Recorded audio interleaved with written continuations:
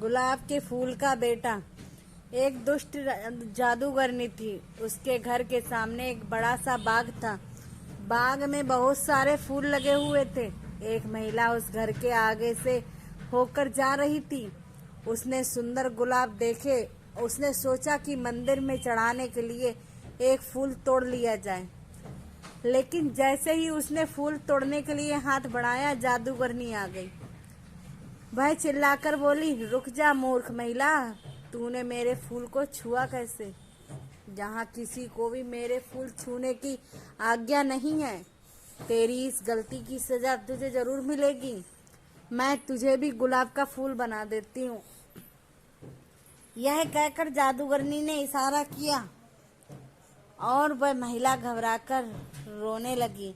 वह बोली, मुझे माफ कर दो, मुझसे बहुत बड़ी गलती हो गई है, बहुत बड़ी भूल हो गई।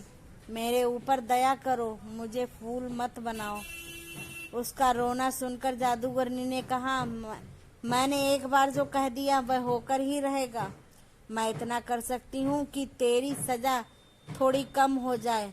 आज पूरे दिन तू इस क्यारी में रहेगी और रात होने पर ही अपने घर जा सकेगी। लेकिन सुबह होते ही तुझे यहाँ वापस आना होगा। यदि ऐसा नहीं हुआ तो तू अपने घर पर ही एक फूल बन जाएगी।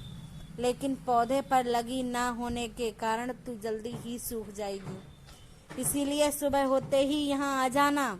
हाँ कर तुझे किसी ने यहाँ के फूलों में से पहचान लिया तो मेरा जादू टूट जाएगा और तू हमेशा के लिए जा सकेगी। जादूगरनी ने इतना कहते ही वह महिला गुलाब का फूल बनकर एक पौधे से जुड़ गई। रात होते ही वह वापस अपने रूप में आ गई। दिन भर धूप में रहने से बेचारी परेशान थी। वह देर रात अपने घर पहुंची। घर पर परेशान थे। उसने पूरी कहानी अपने बेटे को सुनाई। उसके बेटे ने कहा, माँ आप सुबह वहाँ वापस चली जाना। मैं आपके कुछ देर बाद आऊँगा और आपको पहचान लूँगा। आप बिल्कुल चिंता मत करो। सुबह को सूरज निकलने से भी अपने महिला जादूगरनी के बाग में जाकर फूल बन गई। तभी उसका बेटा वहाँ आया। उसने देखा वहाँ गुलाब के बहुत सारे फूल थे। उन पौधों पर सैकड़ों फूल लगे हुए थे। उसने एक एक फूल को ध्यान से देखना शुरू किया। काफी सारे फूल देखने के बाद उसने एक फूल चुना और बोला, यही मेरी माँ है। इतना कहते ही उसकी माँ पर किया जादू टूट गया। वह अपने रूप में वापस आ गई। खुशी में उसने अपने बेटे को गले लगा लिया। अपने बेटे से पूछा, एक बात बता बेटा, तूने मुझे पहचाना कैसे? बेटे ने कहा, सीधी सी बात है माँ, जितने भी फूल रात भर यहाँ रहे उन सभी पर ओस की बूंदें थी।